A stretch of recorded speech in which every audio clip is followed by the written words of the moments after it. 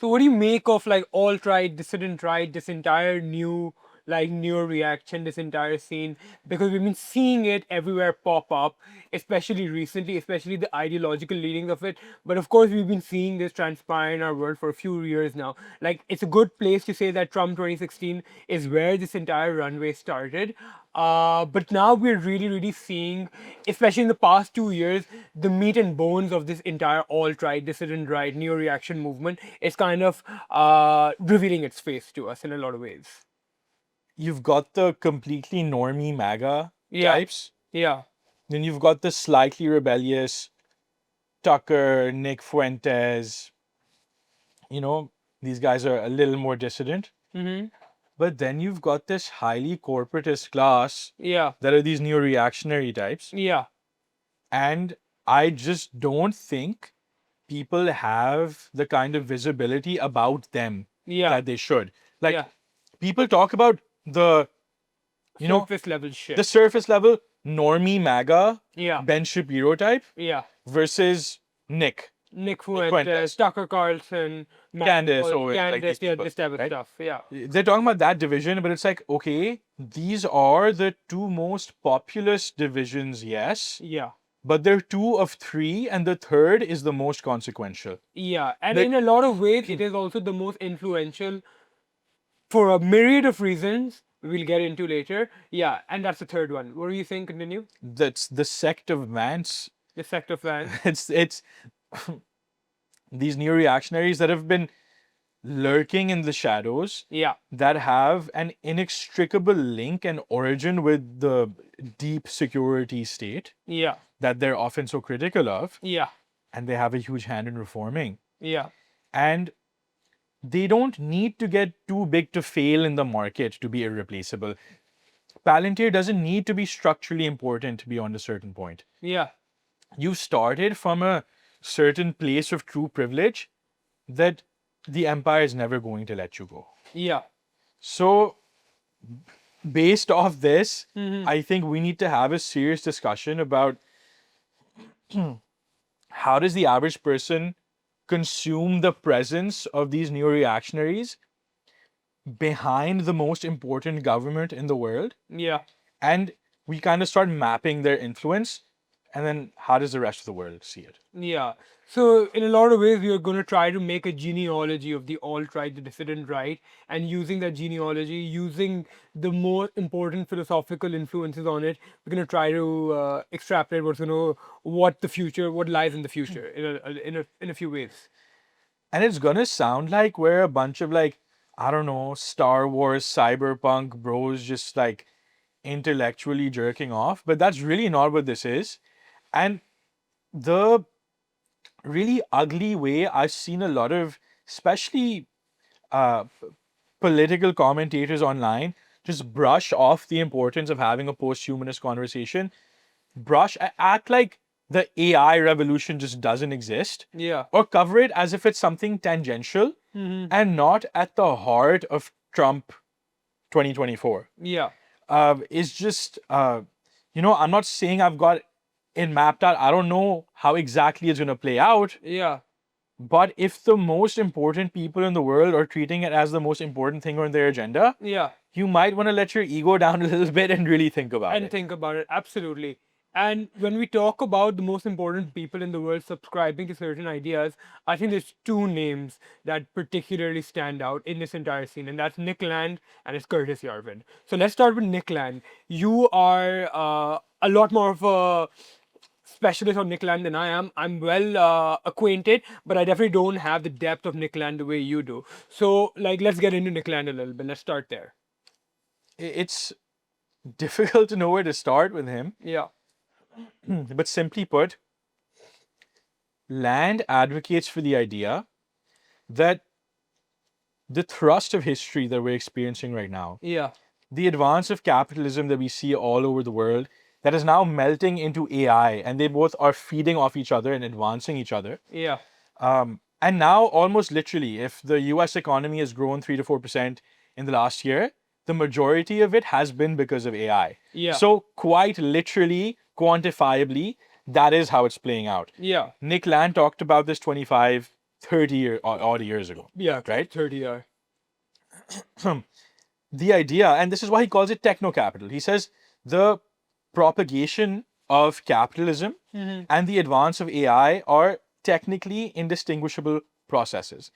These are both features of an eternal, alien, autonomous, outside code that exists outside humanity that yet acts through it. Yeah. So, for example, outside of his dense texts, in one of his interviews, he says, how is it that all of us are always bitching and moaning about capitalism? Even its strongest proponents right now, you see the neo-mercantilism in the trans-Pacific scenario. You see the most Republican self-proclaimed president in recent times favoring a welfare state. Yeah. Favoring capital control, favoring tariff-free, Exactly. favoring conservatism, true, not like social conservatism, but economic conservatism.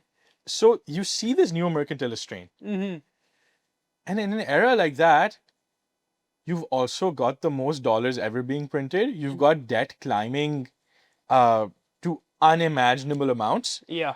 So the march of capital goes on unchecked, and it seems almost as if the louder we scream, the faster it grows to taunt us. Yeah. So what does Land say? He says that this techno-capital, this outside code is running autonomously.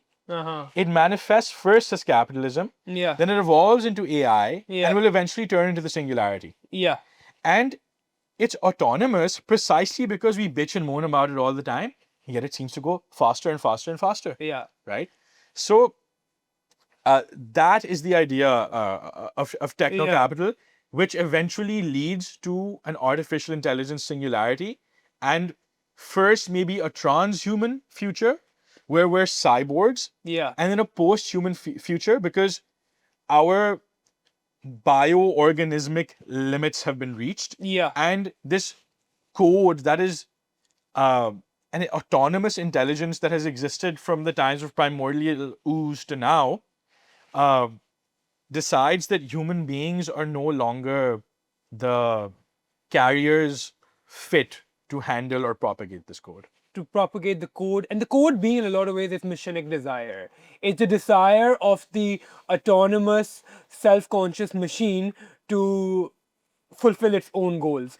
Commodification is like a mechanism this machine uses to propagate those goals. And commodification, if you want to base it on a real world example, I mean, we've practically found a way to commodify every single thing, down to our bodies, down to our minds, down to our creative senses, down to everything. Everything is commodified, and the commoditization of this is how the machine is kind of working. I really like the fact that you use the body example. Yeah. So let's say the overt hypersexual culture we have today. Yeah. This was not acceptable even like 30 years ago. Yeah. Right? The deterritorialization, which simply put is the breakdown of traditional human norms that led to this culture of promiscuity, of hypersexuality, of openness, has its origin in the deterritorialization, the breakdown of the sacred and profane dichotomy. Right? Your body used to be sacred. Your body used to be for yourself or for your partner, and that was about it. Right? You broke down that monogamous cathexis around your loved one, and you brought it out into the open. You deterritorialized it. You took an anti-oedipal, anti-human step in that, in my opinion. The commodification. You commodified the body. It is now the easiest way for someone to get OnlyFans revenue. Showing off yourself on Instagram. Right? So all of these things are, value judgment aside, it is the essence of deterritorializing a human norm. Deterritorializing a human norm. Yeah, got it. In a lot of ways, you can even reframe it as like, the breaking down of tradition, the breaking down of cultures. In like cultural appropriation can be a form of this, It's taking something out of one place and putting it in another for a thing it wasn't intended to be used for in a lot of ways, because there's a historical context, there's a cultural context of that thing in of itself that is being removed from it, and is being placed into this new, it's being reterritorialized into a new system that is getting commodified, or it is being sold, or it whatever. So the Landian view on culture in particular is very interesting. Yeah. Because his argument, we always talk about, we've had this perennial argument about originality and art in the modern era. Yeah. Land essentially says that because there is no such thing as a soul, Yeah. because there is no such thing as human originality, Yeah. there's just this eternal code that has been running through your mind, Yeah. that has formed your DNA, Yeah. that has led to the evolution of the human, Mm-hmm. and that the human has simply played host to this intelligence, this outside alien intelligence, Mm-hmm. as it's recursively improved itself as a being and then propagated that intelligence. Yeah. So, with culture, he would say there's never been any human originality ever. Mm-hmm. All that's happened is that the code has biomechanistically worked in some places Yeah. and not in others. Yeah. So, for example, the reason the snake is a symbol of fear, Yeah. someone like Carl Jung would say it's because you've in your unconscious collective mind, Mm. on your unconscious substrate, you have this archetype that is the collective inheritance of humanity. The serpent, The which being serpent, the devil, which being exactly. all of these depictions of evil. And you have a transcendental link, Uh-huh. association, because of which you look at it and say this is evil, Yeah. right? Land says no. Land says there's nothing transcendental about it. Transcendental does not exist. Yeah. There's only the self-propagating code. That code is what prefigured your biology a certain way, which predestined that you would be afraid of snakes. There's something biological in you, code-oriented in you, that makes you afraid of snakes. Yeah. There's nothing transcendental about it. Yeah. So there is no human originality. Everything always has been a remix of something else. Yeah. So he would say that this has always been pick up and assemblage. What is it a remix of? Something that came before us, or something that is to come? What is it a remix of? Primarily things that came before us, Yeah. but now increasingly things that are to come, which takes us then to the hyperstitional Yeah. idea. Okay, there's a lot to unpack here. Yeah. So what's hyperstition? So this is one of the most interesting Landian ideas. It, in my opinion, is also the most commonly misunderstood Landian idea, because people will simply say that hyperstition is any idea that wills itself into existence, or even more commonly and far worse, they'll say it's like a self-fulfilling prophecy. Uh-huh. So, for example, they'll say that in the 70s, cyberpunk movies looked a certain way, and now you go to Tokyo and Tokyo looks kind of like that, Yeah. right? Oh, so self-fulfilling prophecy. Yeah. It's a lot more specific. So, for example, the reason the AI singularity is a hyperstitional phenomenon Uh-huh. is because, specifically, because me or you sitting here deciding to become AI engineers and propagating or speeding up the advance towards the singularity is not the reason the singularity will arrive. Yeah. The singularity already exists as an inevitability. In the future. It's already there in the future. It's already there as an inevitability in the future. But specifically, why is it hyperstitional? Because it's retrocausal. Okay. And specific, as in it, so the way Land would say it is that it pulls itself into existence from the past. Yeah. It already exists in the future, and it's pulling these AI engineers, it's pulling Sam Altman, it's pulling Bill Gates, it's pulling the It's pulling us, maybe. It's pulling us, it's pulling the Department of Treasury in the US, it's pulling the Politburo in China, it's pulling them all to the future and saying, you have no choice but to create me. Yeah. Right? And but even then, so then you say, oh, well, how is it different from a self-fulfilling prophecy? Yeah. From any aspiration? How is it different from any creative process? It is different specifically because he argues that the force advancing towards it to make it real is autonomous. Yeah. It has nothing to do with human security. It has nothing to do with the human orientation of a future. Yeah. because it's advanced through capitalism, Yeah. because it's advanced through unchecked AI, both of which are things that people have serious concerns about.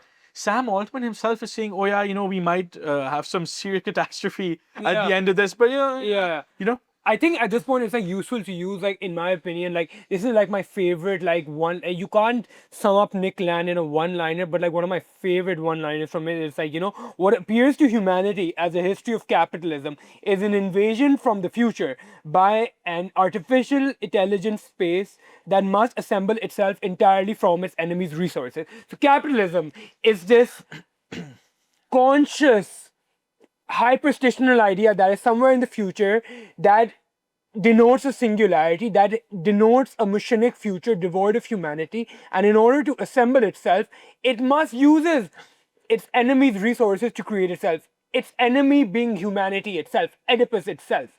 Oedipus and the machine are at odds. I will add a slight layer of nuance. Yeah. The analysis you gave is functionally correct. Yeah. But there is one change, an essential change. Yeah. It denotes something transcendental. Yeah. It denotes that capitalism has a hierarchy of priorities. It doesn't. Land says even capitalism is not an instrument for anything else. Yeah. In fact, the very idea of anything being a gadget or anything being instrumental to an end is Bullshit. it's against his version of accelerationism, because his successful techno capital, the only measure of that is efficiency. Yeah. What it is used for is irrelevant. Yeah. He is not necessarily saying that the AI singularity is there because it's the moral good for it to be there, but he's saying it's going to be there, and the capitalism and techno capital, the merger of capital and AI, will be pulled into the future, and it will autonomously reach that future. And so it's ultimately, and to put it as simply as I can, is that it's hyperstitional. It creates itself because there is no longer a linearity in time. In the sense that it's not that I'm going to sit here with you and I'm going to say, let's work towards artificial intelligence. Yeah. No. The idea is there is this machinic flow of code. There's that intelligent alien code. And that alien code is only possibly going to end up in one direction and one destination, and that is the singularity. Yeah. Right? On the way,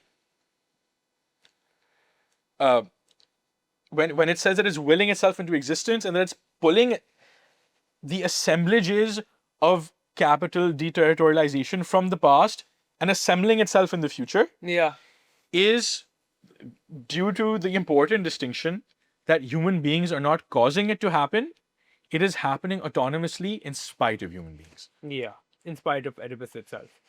So Nick Land, there's a lot to, obviously, like, we can't like sum his stuff up in a 5-hour podcast, let alone a 2. But I think it's important to kind of talk about what influenced Nick Land, what created Nick Land. Just before we go there, Yeah. I think we should kind of define when we say Oedipus, what is it that we mean? What do we mean by Yeah, Oedipus? yeah, Okay. yeah. So, from what I understand, Oedipus is basically all that is human.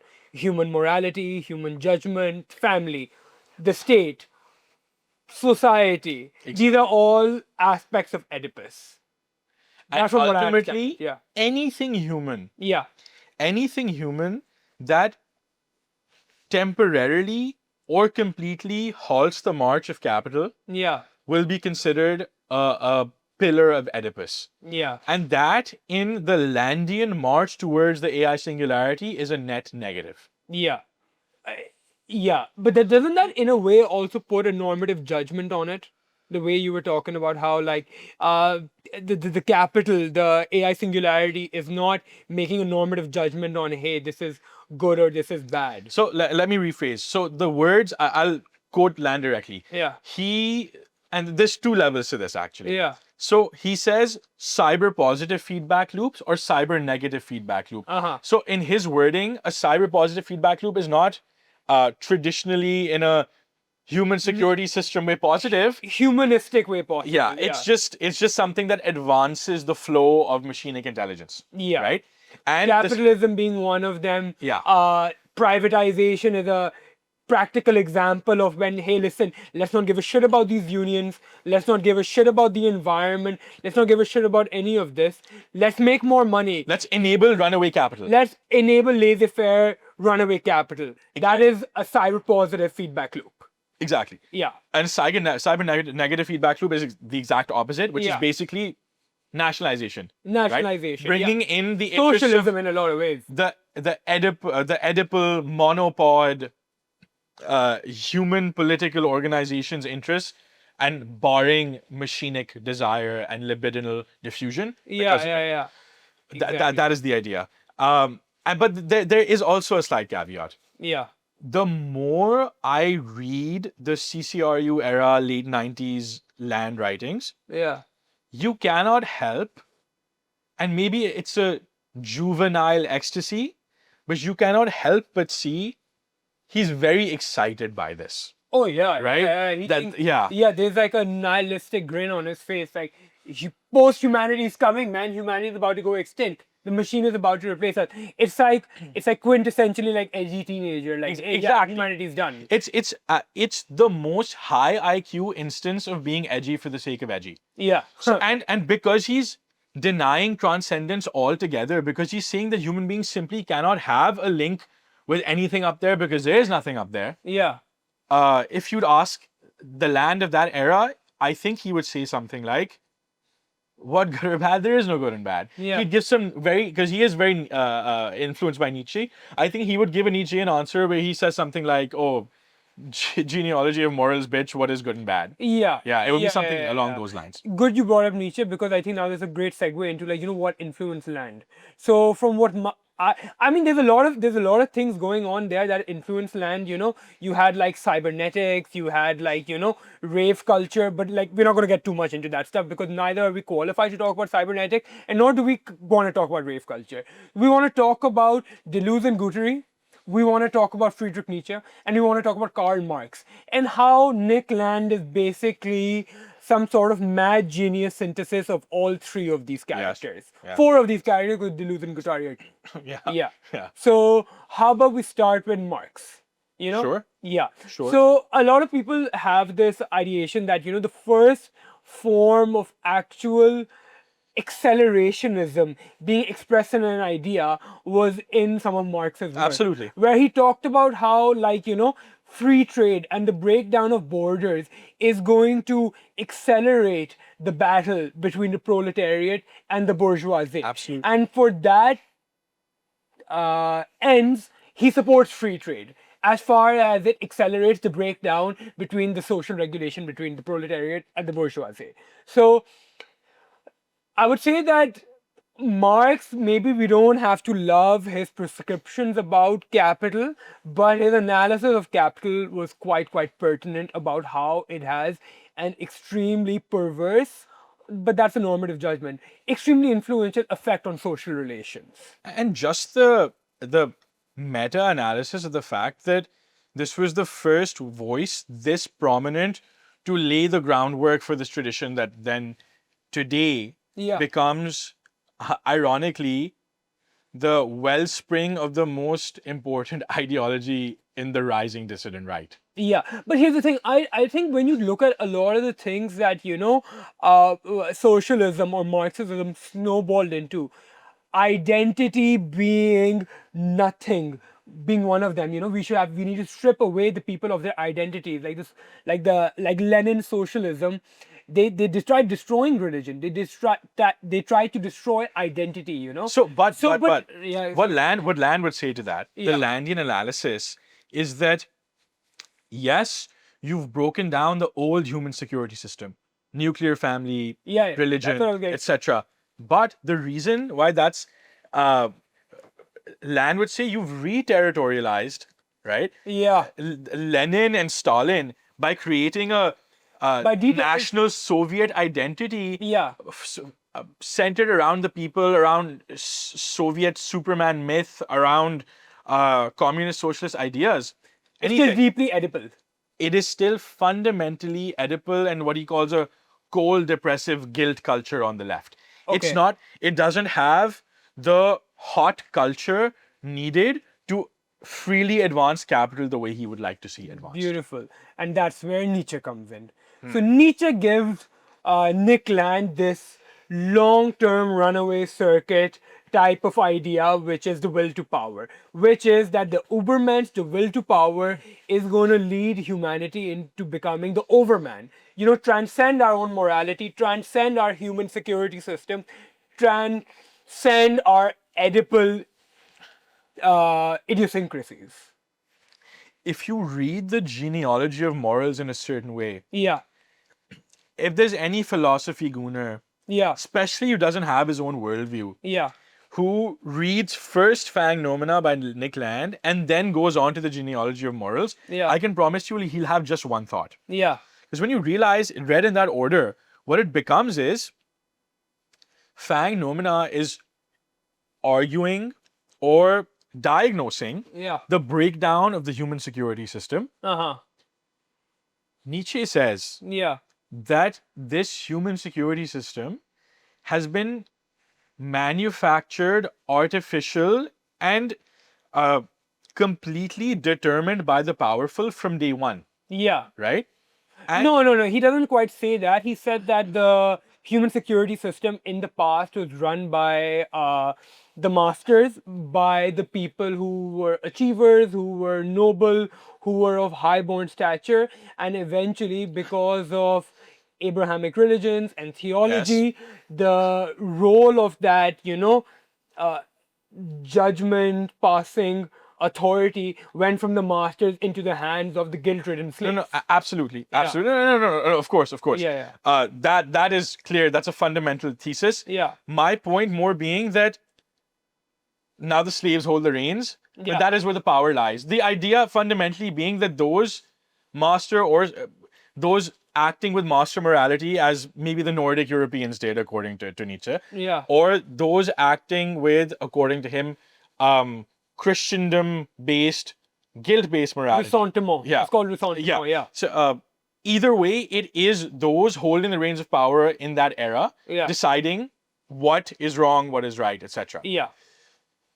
That's in a way has great consonance with Land, because he's saying that, well, Land acknowledges the power of capital Yeah. in the absence of the human security system, and the possibility opened up by Nietzsche in the genealogy of morals, as I read it at least, Yeah. is that all it's telling you is that the values of the human security system are essentially up for grabs, Yeah. in the sense that best player wins. Yeah. So whether you're good and Or you want, weak.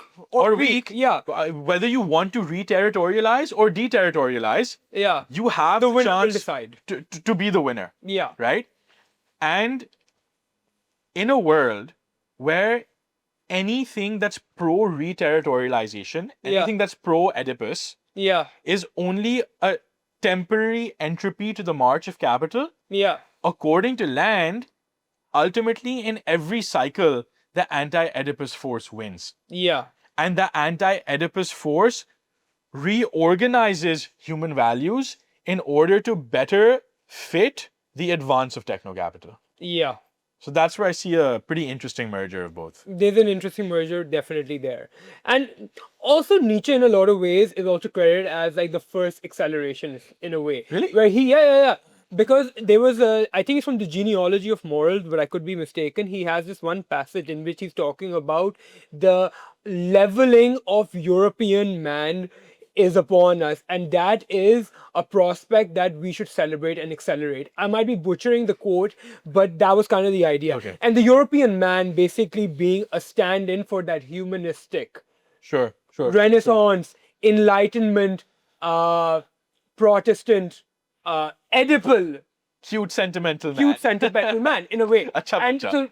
so that's how I interpret it. yeah. So Nietzsche is also like Marx is called also like the first No, yeah, no, fair enough. Nietzsche is also I regarded see it. as, man, this guy is the first true accelerationist because he wanted to truly break down morality. Yeah. You know, No, no, let's fair. not use difficult words. He wanted to break down morality. He wanted to get done with morality. He wanted man to extend to Yeah. something greater Yeah. than man itself. The There is Uberman, no. Overman, he was a transhumanist in a lot of ways. Yeah. The Overman, the Ubermensch, is over, like, there is a connotation of transhumanism in what he's talking about. 100%. You know? He may not have realized that it would manifest as a cyborg a couple of hundred years down the line. Yeah. Yeah, but no, you're right. Especially because there is no greater meltdown or deterritorialization in the human story than completely flipping morality. Yeah. Or completely the complete breakdown of traditional religious ideals or the Nietzschean death of God. Yeah.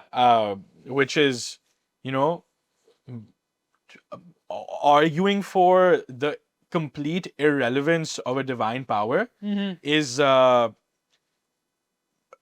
massive break from the most tightly pinned down part of the human security system, which is organized religion. Yeah.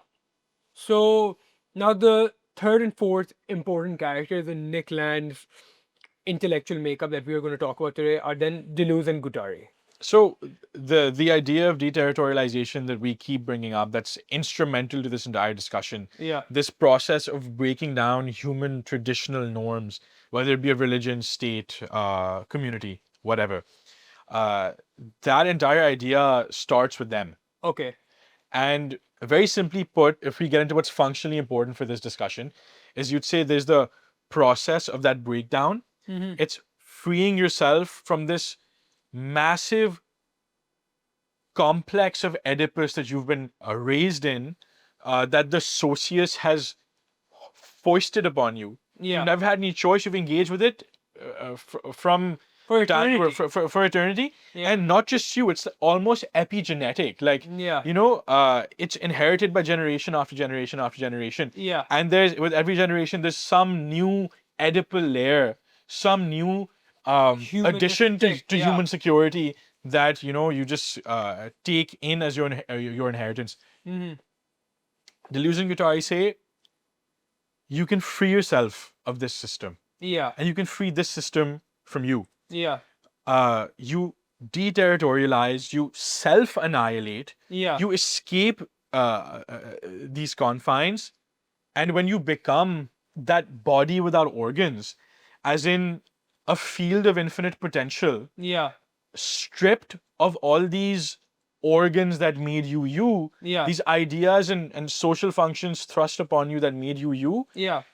then perhaps for the first time you can channel the primal innate machinic desire Yeah. and actually re-territorialize as something new that is the actual you, Yeah. and not the socius influenced you. Yeah. And from what I gather as well is that although Deleuze and Guattari are like some far leftist guys, they saw the issue with Marx and socialism. They found it to be like it's not a good enough system to achieve this goal of deterritorialization. So maybe they could be called the progenitors of left accelerationism, because what they see is that we should use the capitalist system to deterritorialize, to commodify, to make ourselves instruments for that machinic desire, desiring production, that entire phenomena, and has found the techno-capital complex to be the most effective way of achieving those ends. So there was still a humanistic goal at the end of their project.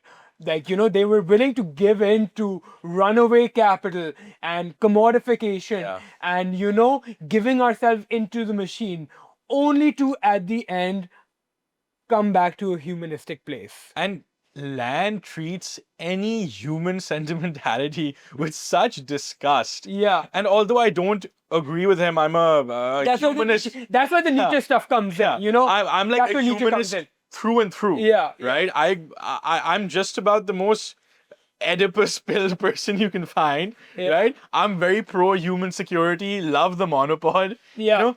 But I have There's a part of you that's like kind of morbidly curious about, man, let's break this down. Like, I can't lie, I have that. there is a morbid curiosity there, but it's nothing I would ever actually expound as my own belief. You know, with Land, I have a distinct regard for how little regard he has for absolutely everything. Morality, Yeah. humanism, and stuff. Okay, so I'm a thoroughly Nietzschean person. Like Nietzsche is like the single uh, philosopher or thinker who has influenced my worldview more than anything else in the world. So you can see why I have a soft spot for some of these ideas. No, absolutely. You know, My approach to Nietzsche is different in the sense that I really enjoy some of his work. A lot of the analysis is instructive, it is didactic. I don't know how functionally useful it is, but I have tried to read it in a way that I think I made it functionally useful. Yeah. Where if you're essentially saying, may those who hold the reins of power redefine uh, the values of the human security system.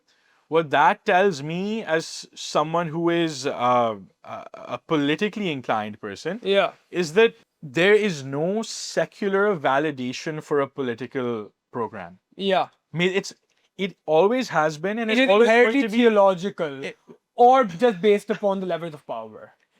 It is essentially power based. Yeah. It's always been may the best man win. Yeah. It is not good enough to say I have the best set of values unless you're committed and competent enough not just to execute it, but to gain power in the first To crush place. your enemy. To crush your enemy in the Yeah. first place. There's no value without it, right? Yeah. There's no nobility in saying I'm a saint but I'm powerless. Yeah. Right? That's the core of Nietzsche's thing, which is like, slave morality. These slaves, they think that they're virtuous and good because they're harmless. They're not. Real virtue lies in the hands of he who has the power to do great damage. That's like the root of like Nietzschean master morality, slave morality. Yeah. But to be very, very fair, Nietzsche says there's a lot of faults in slave morality, but he thinks that it's a very, very powerful cockroach-like adaptation that has a lot of value in its ability to survive and subvert values. It's like a trickster, So in a lot of ways, there's a lot of readings of Nietzsche that says that, the overman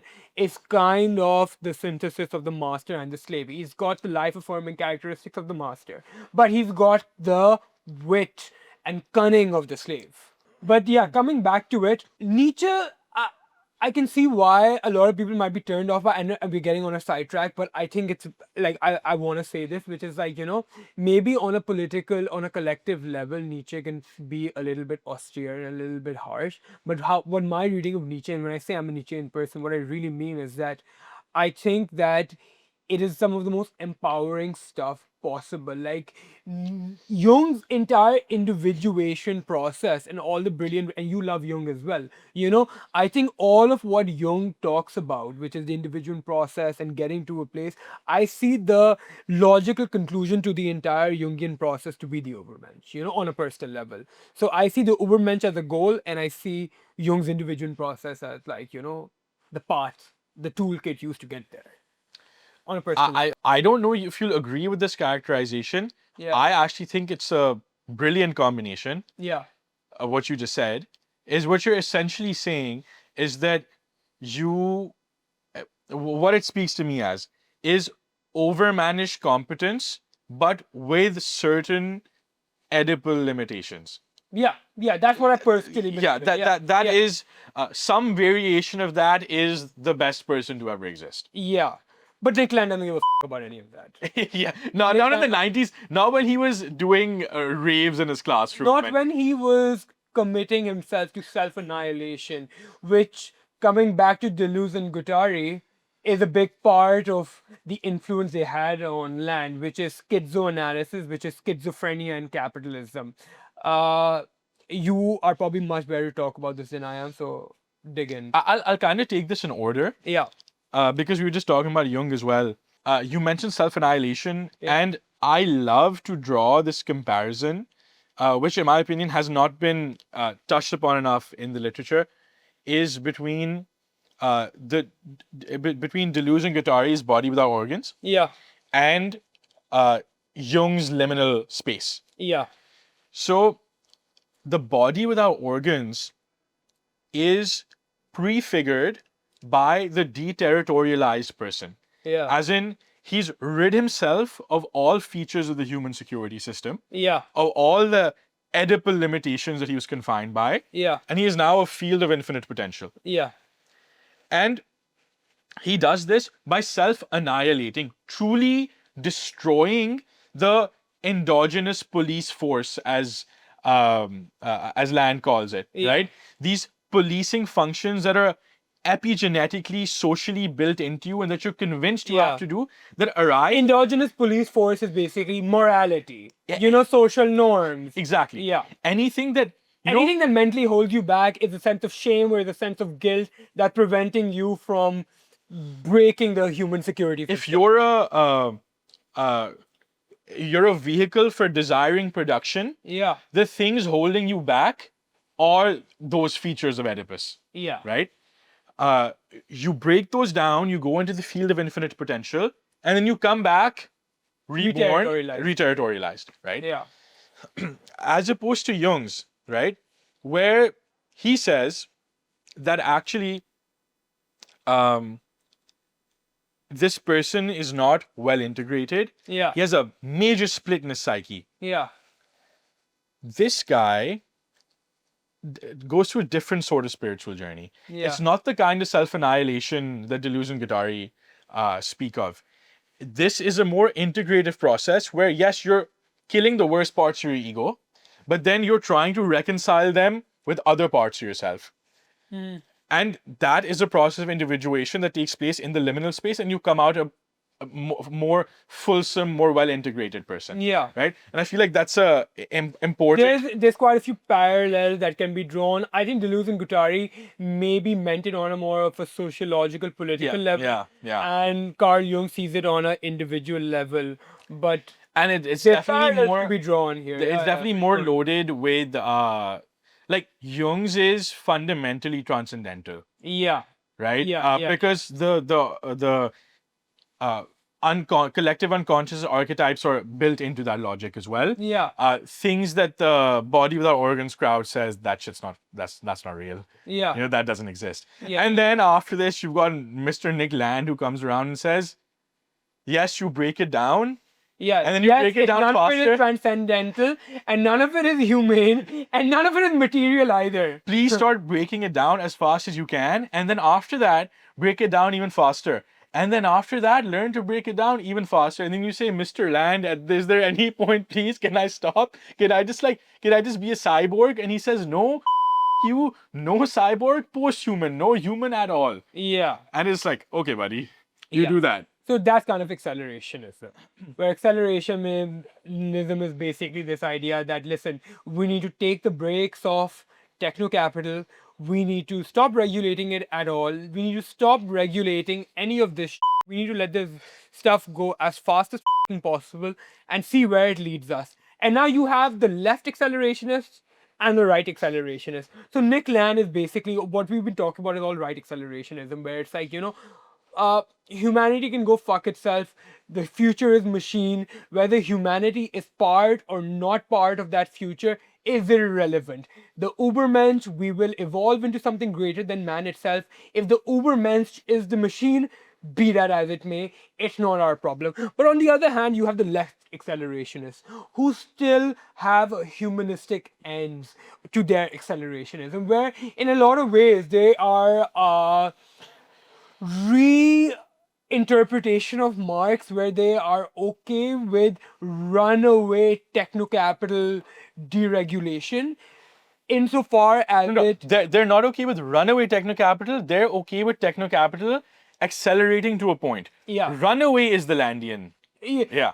Linguistics, but you're right about that. Yeah. So they're okay with going very, very fast. They're okay with deregulating. They're okay with using capitalism as a vehicle for social change and the deterritorialization process so that, we can live in a leftist utopia. But ultimately, it's a means to a humanistic end, which is like we should be in this world that capital creates abundant resources, abundant things. We live without desires altogether because the new techno-capital complex has taken away the need for us to make food or have kids because it's so self-abundant. It's heaven on earth in a way. So the left accelerationists are kind of hope core. There's like, there's hope at the end of their entire journey. And I think this is like the most alluring thing about all leftist thought, because a lot of the times, like, let's be clear here, you are a reactionary. I'm also more reactionary more than anything. I flip right. Ultimately, I flip right and you also flip right, But there is an intoxicating, futuristic, utopic vision that the left promises you. Even when I say I'm an accelerationist, I think on some level I'm subscribing to the left accelerationist doctrine, which is like, man, imagine a world without want, without need, without the need for war, without the need for resources, because we have so much abundance. You know what I mean? That's what the left accelerationists say. And then the right accelerationists say that, bro, no, you. And there's such a You're still moralizing it. You're still making it too Oedipal. So what I'd be interested to know, Yeah. because all of my consumption of land, 90% of it has been from primary sources. I Yeah. haven't had much filtered through to me, so I'm not really sure what's going on in the scene right now. Yeah. What I would be really interested to know Yeah. is, would someone object to the characterization of land as a right accelerationist? Because and I'll tell you, Land's own words about this are basically like, there's no such thing as left and right acceleration. exactly. He's like, the left acceleration is basically missed the entire point. There's no humanistic end at this journey, There's no such thing as the machine will go so fast, it'll crash upon itself. The machine is so intelligent and it's so self-corrective. It crashes upon itself on a daily basis. Capitalism is a system that is inherently machinized revolution. Every day there's a social or productive revolution, and it finds a way to re-territorialize that process within of itself. So this entire concept that, hey, listen, at the end of the tunnel, at the end of the techno-capital tunnel, lies utopia. He's like, this is wishful thinking. Yeah. So Land doesn't believe in left and right accelerationists. He thinks the guys who are left accelerationists just have they've just got it wrong. They've read it wrong. They've read the entire process wrong. They're making the same mistake Marx did. That's one of the most common misreadings of techno-capital. Yeah. And I'll say that, is it just the inbuilt left bias of institutional philosophers, Yeah. which makes them say and lament land's turn to the right? Yeah. I kind of feel like it might be that, because Yeah. what set of values on the right claims this, except tangentially the wish for a free market, which even is not something that features in that unrestrained way anymore on the right. Yeah. So it's almost kind of like it's the leftist institutions that have added this to the discourse, because I've heard this characterization in some pretty credible platforms as well. Yeah. And the second thing that I thought about was, we always talk about the uniparty, that the left and the right are just serving, they're two arms of the same demiurgic, cross-national, international entity, New World Order, whatever you want to call it, right? Yeah, there's like, I don't know, there's like Klaus Schwab sitting inside the person's head, like Ratatouille. It's like controlling the world. On the here you've got Trump and here you've got Biden, and there's that characterization. But increasingly, if you want to take the uniparty analysis and run it through this lens, what you would say is that both are contributing to the wholesale destruction of the human security system in different ways. The left, by deleting tradition, deleting identity, obliterating what words mean. Yeah. Obliterating the very idea of objective categories. Yeah. Right? Is breaking down those nuclear family functions and all the things you just listed. Yeah. Right? And the right accelerationist, is doing it by virtue of facilitating or supercharging the march of techno-capital. Yeah. Right? Yeah. Whether it's through the patronage of AI or unchecked growth of capital, which, as we discussed, are now essentially the same thing. Yeah. So if you look at it from outside of that civilization, which we're not in, it looks like they're fighting, alien, but it's all going towards like an insidious alien brain disease that is trying to assemble its own self From the through its enemy's resources. Yeah. That is basically kind of what it is. Yeah. So now Nick Land being on the right and stuff, okay, we don't know if he was on the left during the Fang Noumena ages, but around 2011, 2010, when he came out with the Dark Enlightenment, it was quite clear that he had found a home on the NeoReaction side of Yes, things. fair, right. And there's a lot of different interpretations I've seen of this. They say that in the mid 2000s, the guy kind of lost his mind a little bit because of all the drugs, the self-annihilation, Yep. being in the mind of a schizophrenic person, experimentations that he did, and he moved to China for a bit. And when Still lives there. he still lives there, yeah.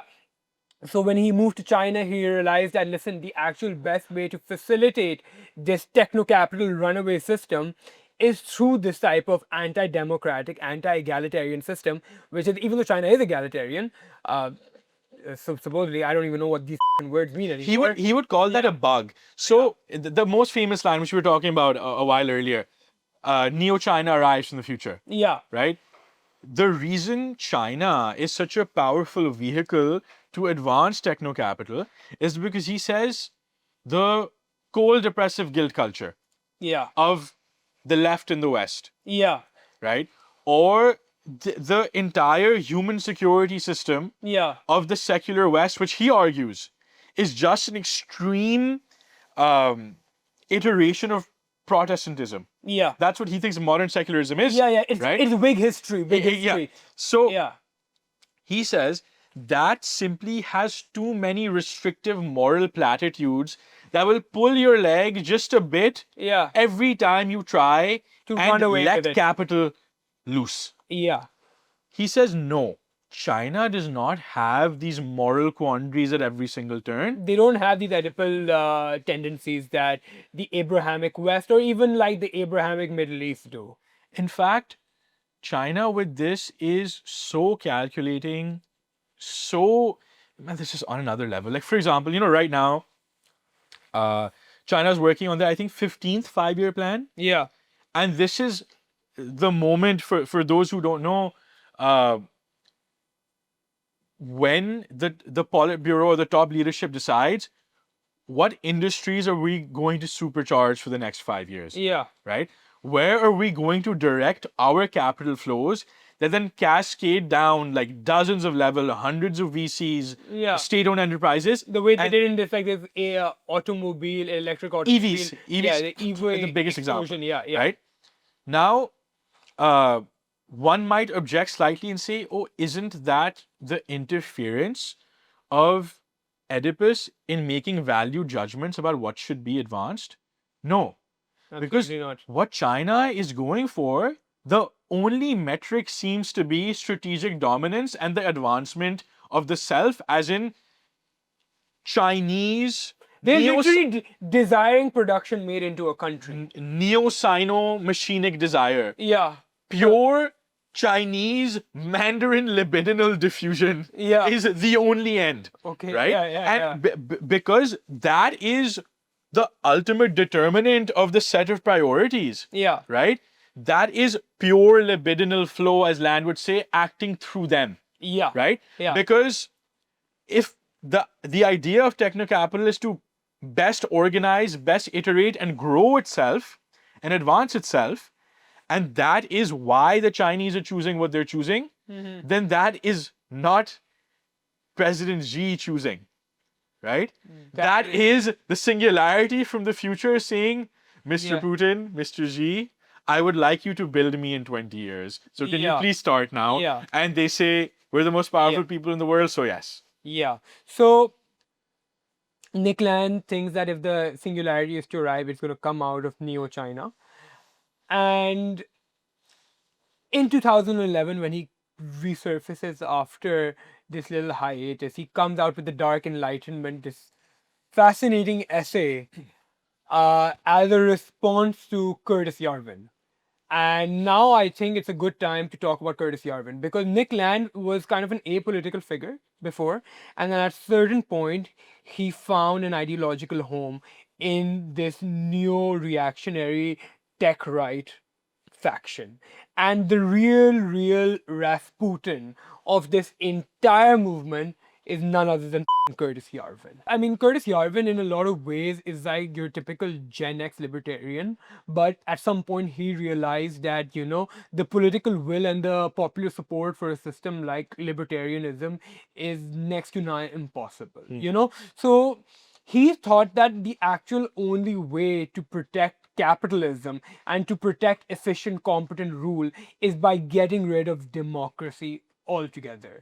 You've heard this Peter Thiels quote that, I no longer believe that democracy and freedom are compatible. Of course, of course. Yeah. So Peter Thiel is also greatly influenced by Curtis Yarvin, So that's probably his most high profile student Yeah. in a lot of ways, Yeah. It's crazy to say Peter Thiel is the student of anyone, but Curtis Yarvin has strongly Curtis Yarvin and Rene Girard are the two guys who have a claim to be. He's always name dropping them. Yeah, Yeah. if you had to say two guys who are like highly influential on Peter Thiel, it's Rene Girard and Curtis Yarvin. So Curtis Yarvin, like 2008, just right when Obama was elected, came out with this insane blog series called like an open letter to open-minded progressives, where he lays out like this insane genealogy of progressivism, where it comes from, how progressivism is basically, when you go back to its ideological roots, is basically the Protestant tradition, Yep.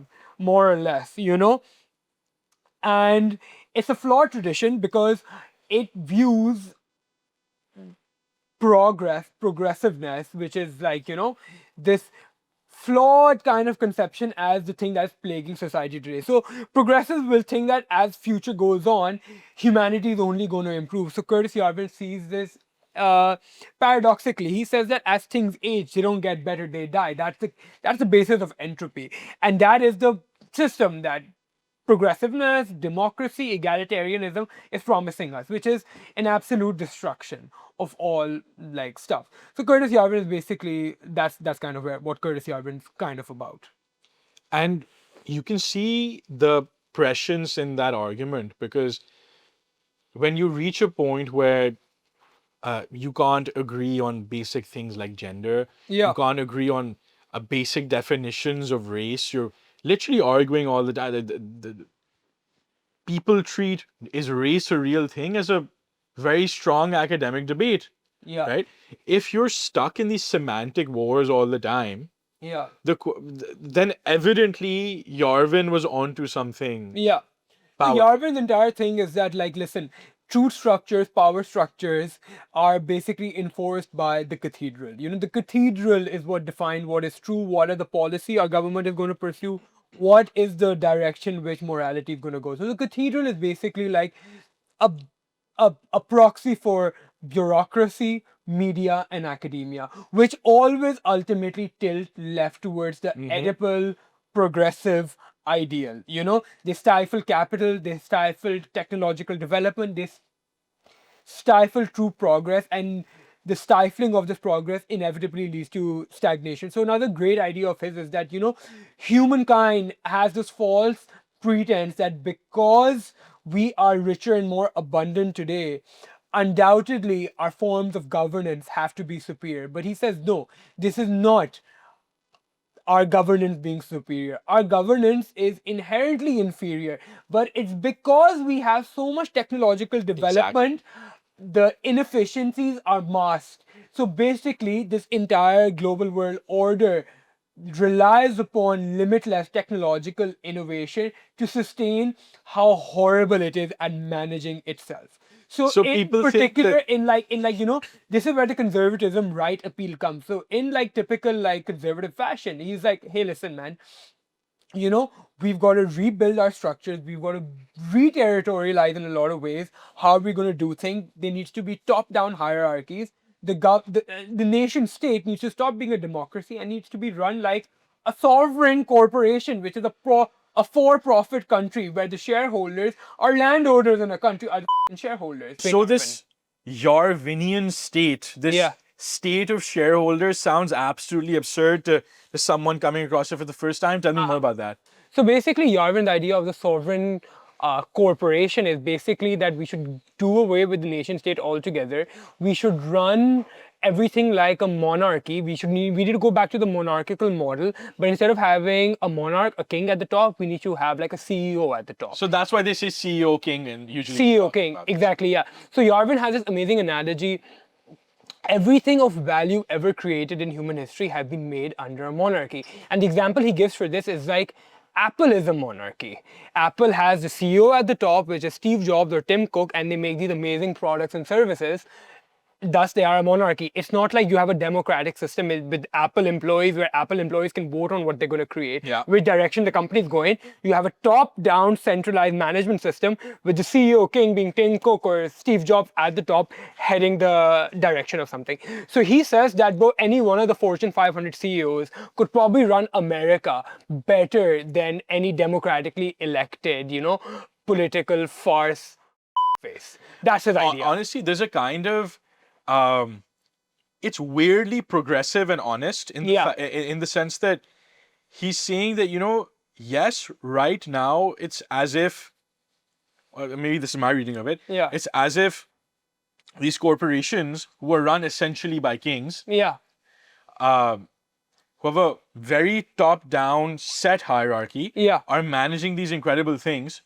Your government, there's a shutdown of Capitol Hill. Every year. Exactly. Right? It's always in some form of localized or long-term. There's structural inertia in the current system of things because of competing bureaucracies, because of competing policy goals. Like, what if the fucking Department of Justice wants to crack down on marijuana sales, but the Department of Agriculture wants to use medicinal marijuana? Those are completely opposite goals that are most often going to contradict each other at some point. There's inbuilt structural inertia in the governmental system. So he says that you should have a top-down guy who's looking at all the factors and he can weigh up the pros and cons of both, and it's not bureaucracies or agencies competing with each other on totally diametrically opposed policy goals. Because the executive, particularly in America, is hamstrung deeply, one, by the legislature that holds one of his hands,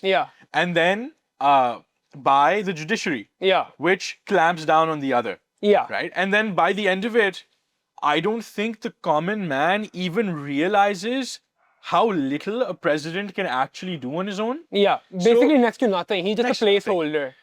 And he's a figurehead.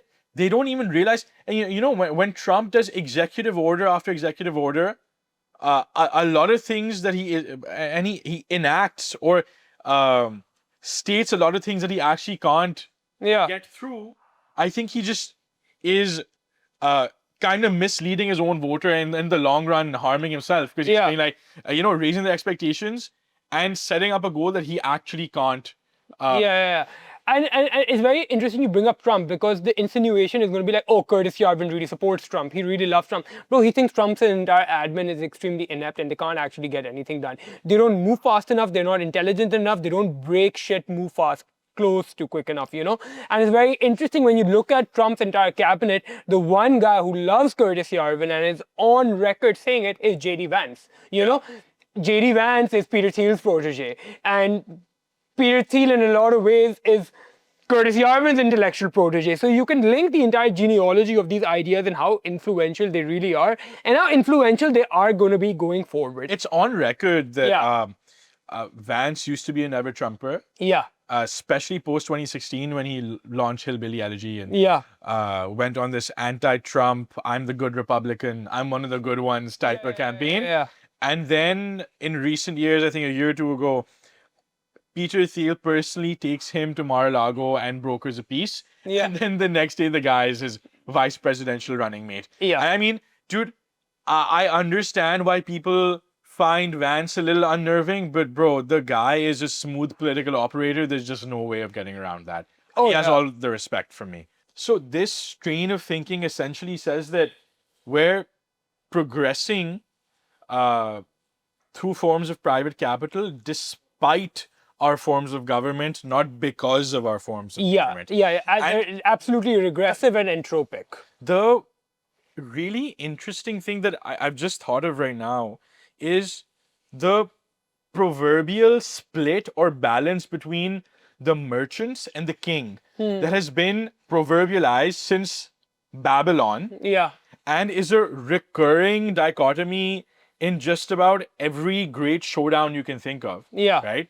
From all the political theory that I know, at least, this is the first attempt at not just reconciling, but merging both. Yeah.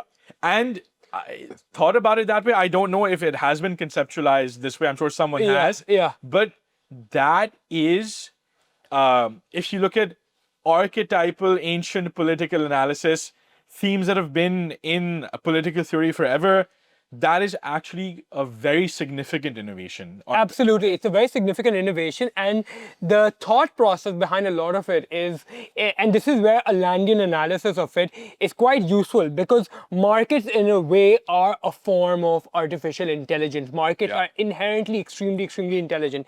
When you have a market-oriented state, right, which is competing with other market-oriented states for customers, aka civilians, aka shareholders, what happens is that you are not subjecting yourself to good governance. You are buying, you are purchasing good governance when you are a member of that land, you know? So you don't get a vote in how this company slash country runs itself. If you don't like how it's done, you have the right to exit and you join another country whose governance, whose policy suits you more. So a lot of people are going to have the criticism of Yarvin saying it's like, you know, but a country and a company are inherently different things. A country has to balance these millions of things while a company has to make money and make profit. That's obviously not the goal of a country. Yes, that's a fair criticism. But Yarvin says that because markets are so f***ing intelligent, and if you're structuring it in such a way that, you know, you're essentially buying good governance when you choose to be a shareholder or landowner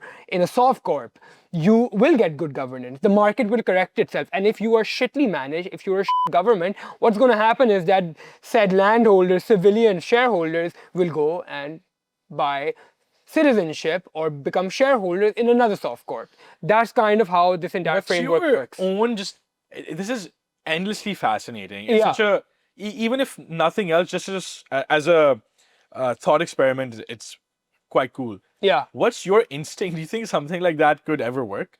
I think it could work. Yeah, I don't see why the not, man. I think that intuitively, like, monarchies have been the dominant form, or dictatorships, that's such a dirty word these days, but dictatorships or monarchies have been the preeminent force of governance that we have used for the majority of human history, and they do work. You know, we know that for sure. Isn't it funny that every time shit hits the fan, every society ever is just weeping, crying, hoping for a benevolent dictator, for someone to come and sweep in and take control. Yeah. And it is only the illusion of peacetime and extensive, seemingly endless prosperity that lulls people into the false sense of security that is democracy. There's a neuroscience behind it. There's a reason why, like, you know, leftism and liberalism is more popular in places with extreme abundance, because in state of extreme abundance, you don't need those human security systems or even like checks and balances to kind of like steer the thing on the right track. You know, it's like we have so much, we'll be fine. We have so much, you know, capital and abundance gives you a room of error. It gives you margin of error to up. You know, when you're operating at razor thin margin like a country like Pakistan is, you can't really afford to up. Absolutely. You know, you need to have top-down decision making thoroughly, where it's like, we're gonna do this exactly to mitigate the risk. We can't be taking those big risks. There's a very big different investment strategy you have when you have $1 million in the bank or you have $10,000 in the bank. You know, a guy with $1 million is like, you know what? Okay, I'll put 100,000 into S&P 500, but why don't we YOLO 900K on crypto and shit? You know, a guy with 10,000 is 401K S&P. Let me buy some bonds. You know what I mean? This is retirement savings. That's what it comes down to. You're like, just like, okay, you're like Norway, and you've got $1 billion and 10 people. Yeah. Okay, and like seven of your people are smart. One of them's kind of stupid. Yeah. One of them is like clinically insane. Yeah. You're gonna be like, यार सबसे पूछते हैं यार क्या करना चाहिए. Yeah. अच्छा, $1 billion से $2 million कम हो जाएंगे. या ये जो बैठा है ना, अच्छा ड्रग एडिक्ट है. हाँ. नहीं नहीं यार इससे भी पूछ लो क्या हो रहा है Yeah, that's क्या हो the रहा है concept. essentially Yeah. that's So not how I think in a weird way, like I do find it like quite intriguing having a for-profit state.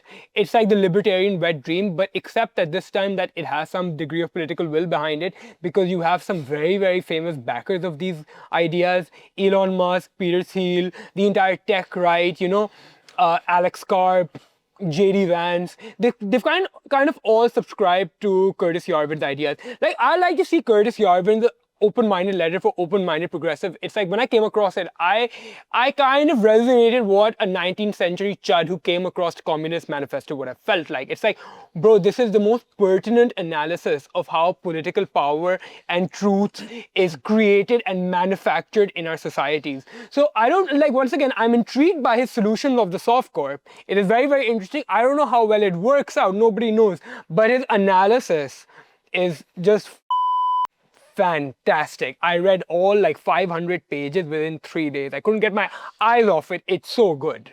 you know it's only the very institutional type of Credentialists. it's like yeah stick up my ass credentialist Oh, type yeah. of academicians who would say that oh how could you compare Land and Yarvin to Marx. It's like dude in some ways they've already beat him out. They're alive and in touch with the people running the world based on their principles. The Land isn't, Yeah. Yarvin most And certainly the is. point and the absolute irony of such contradictions is that I think like Socrates was a stonemason's son. Karl Marx died in destitute. A guy like Nick Land is ultimately like a PhD in philosophy, if that matters to you, at the University of Warwick, and he's widely regarded as one of the single most influential philosophers of our time. Curtis Yarvin is the son of two high-level like State Department bureaucrats who went to Brown. I didn't know that actually. Yeah. He's run successful startups in his own right. He's ran successful VCs in his own right. So these are thoroughly accomplished people. They aren't without intellectual merits. And a lot of like the midwits are going to be like, oh, but how can you take these guys? They did like, revisionist history, blah, blah, blah. It's like, bro, it doesn't matter if it's revisionist history. What matters is that some of the most powerful and genius minds in the world are subscribing to these ideas. And if you want to know how this story ends, the answer does not lie in Nick Fuentes and Tucker Carlson and any of these midwits. The answer to this entire alt-right neo-reactionary story lies in the canon of these guys. And Nick Land, Curtis Yarvin. Now coming back to it, quick change of topic. So, And even if someone like Nick Fuentes or anyone who's a humanist, Oedipal-oriented reactionary trying to stop the march of techno-capital, even that resisting force is going to come to the techno-capital table to play with it them, has to. right? Yeah. It inevitably has These to. guys have set the playing field. Yeah. Now, the response has to be generated from the other side. I but mean, so far it does not exist. Inherently, the entire systems of their dissidents, the entire platforms of their dissidents are the techno-capital boys' tools. Like, they are controlling the entire dialectic, both sides of it, And okay, you look at Marx's still Oedipus-oriented dialectical materialism. Yeah. And you say, that's something that captured China. Yeah. It captured the imagination of the Soviets for so long, and it still inspires millions, if not billions, in the past century. Yeah. It is still going to be less consequential to humanity than artificial intelligence. Yeah.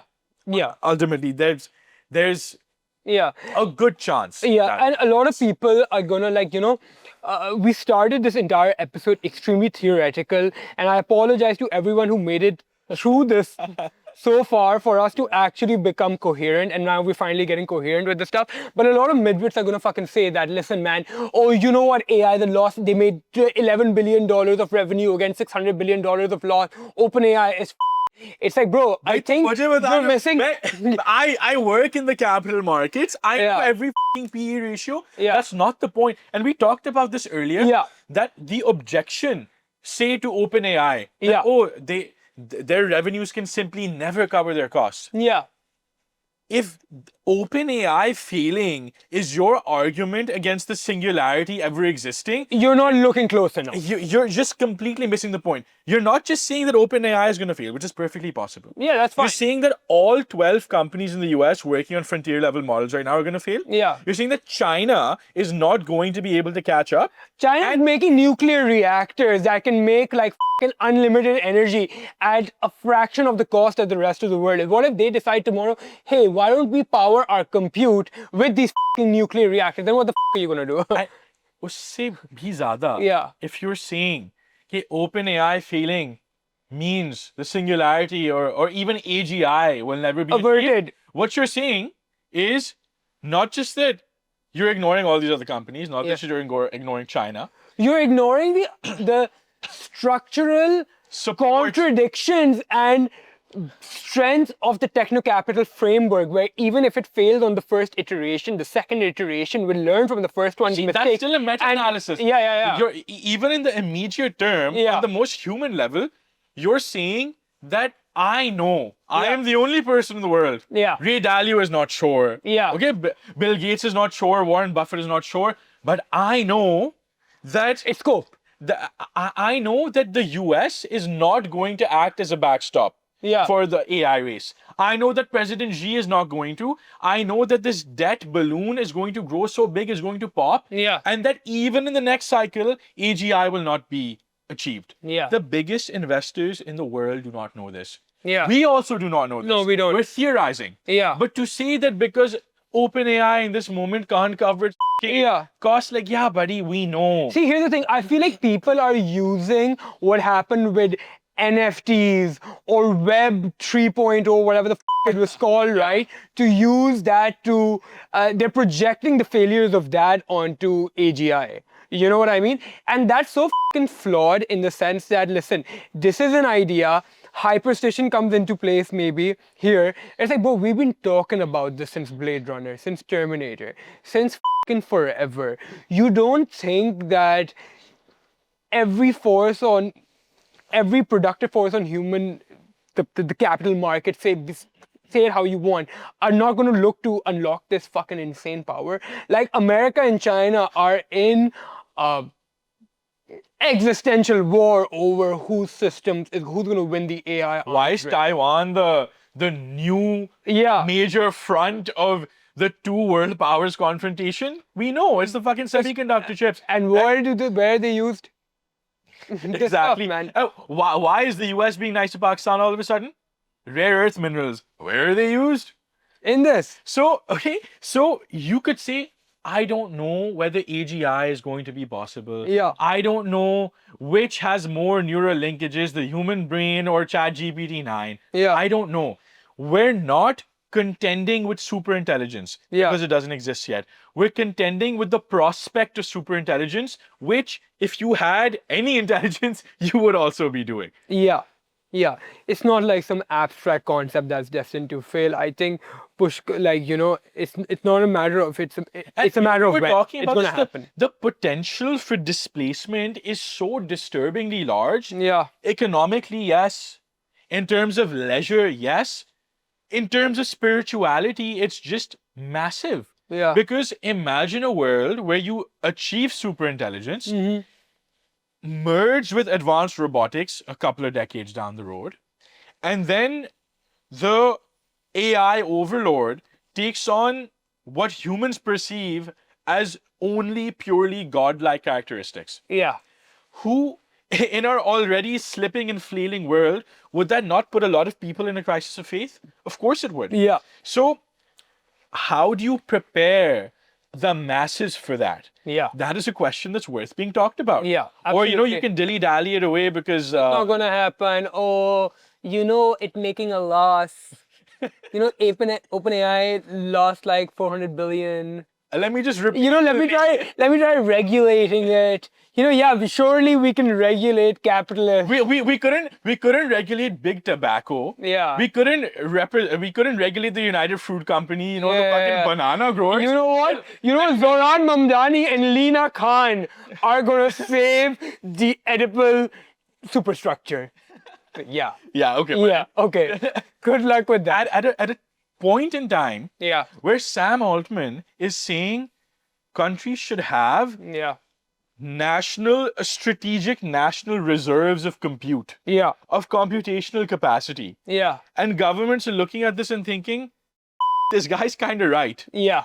So, there will be roadblocks, there will be local entropies Yeah. where a city here rises up and says, What's the local entropy? Just explain that for a second. a local entropy is a temporary. It's a Landian term. It's a Landian term. It's a temporary stabilization in the flow of machinic capital. Yeah. So, for example, as techno capital, this mix, this marriage of technology, of AI and capital, Yeah. marches on, unchecked, autonomously, a temporary check, such as a politician coming up to say that we want to hamstring this ruthless advance for the benefit of our people. Yeah.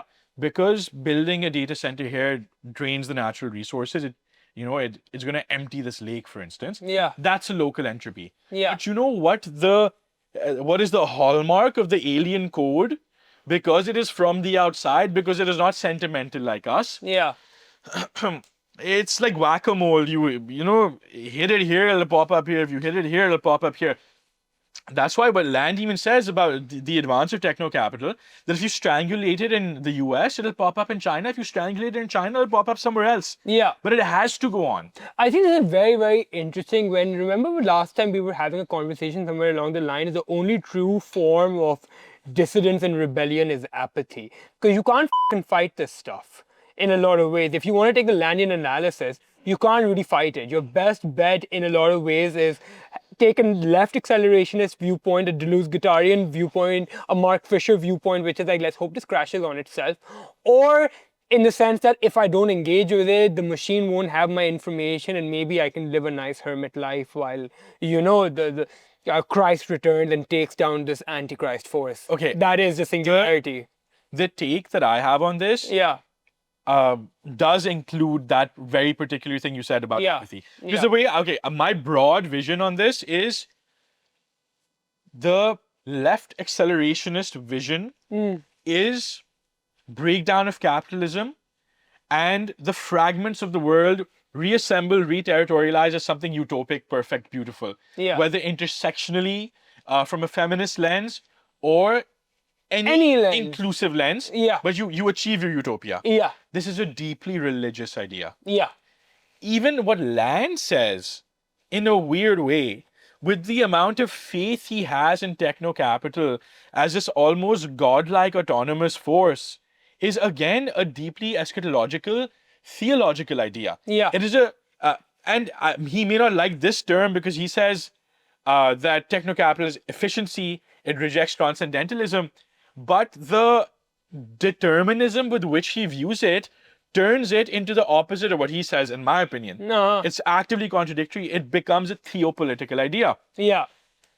And then what we're saying, which is a strategic asceticism, it's a stabilization of self. This entire universe, right, exists in a subject-object relationship and can be stabilized within the self. Theoretically speaking, no major philosopher would disagree with this. Yeah. Right?